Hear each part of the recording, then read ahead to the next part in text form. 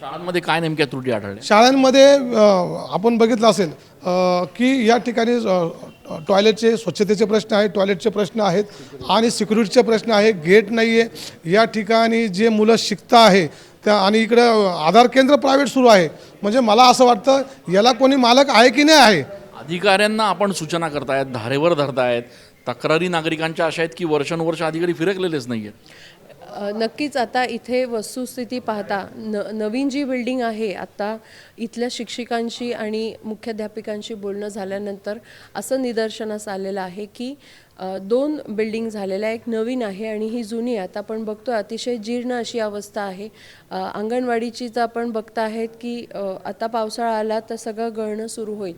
तर जे कोणी शिकता आहेत त्यांना पण असं वाटतं की नवीन शाळांमध्ये विशेष विद्यार्थ्यांना प्रवेश दिला जातो आहे आणि दुजाभाव असा एक शाळांमध्ये निर्माण केला जातो आहे. तर हे न होता आत्ता तातडीने अशी गरज आहे की इथे एक नवीन शाळा बांधली पाहिजे. जवळजवळ 7 एकरचा हा परिसर आहे आणि या परिसरामध्ये अतिशय उत्तम अशी एकदम इनोव्हेटिव्ह सगळ्या संकल्पनातून आता पण बघताय की ते आरोग्य केंद्र देखील, आरोग्य सुविधा केंद्र देखील आहे. काही ठिकाणी कॉम्प्युटर्स लावलेत पण ते पण बंद असले. हो नाही, सर्व शिक्षण अभियानांतर्गत जे काही इथे बांधकाम झालेलं होतं ते अतिशय मोडतोड केलेलं दिसतंय.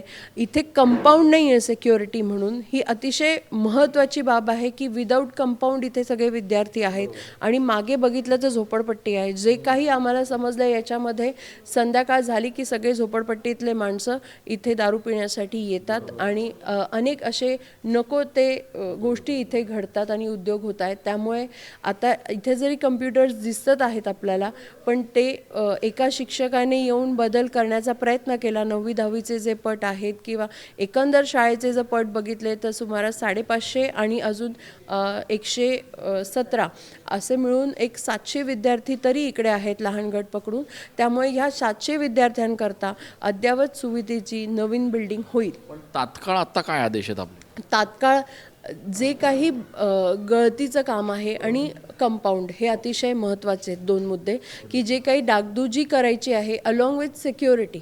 कारण कंपाऊंड नुसतं होऊन उपयोग होणार नाही, त्यालाही खूप सुरक्षा रक्षक आणि कंपाऊंड आणि डागडुजी की जेणेकरून पावसाळ्यापर्यंत इथे चांगलं व्यवस्था होऊ शकेल. थेट जागेवर येऊन थेट नागरिकांशी संवाद आणि थेट अशा पद्धतीचे आदेश, ही पद्धत आहे नाशिकच्या नवनियुक्त महापौर उपमहापौरांची. या शाळेमध्ये ते आलेले आहेत आणि आपण बघतोय शाळेमध्ये कॉम्प्युटर धुळखात पडलेले आहेत. या संपूर्ण शाळेला कंपाऊंडच नाही आहे. परिसराच्या शेजारीच लागून असलेली झोपडपट्टी आहे.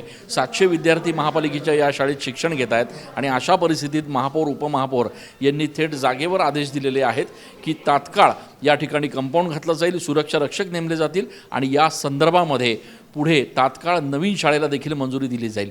त्यामुळे एकूणच प्रभागांच्या या दौऱ्याला सुरुवात होत असताना फक्त तक्रारींचा पाढाच वाचला जात नाही आहे तर थेट जागेवर निकाल देखील दिला जातो आहे. कॅमेरा पर्सन आकाश येवलेसह मी चंदन पूजा अधिकारी, TV9 मराठी.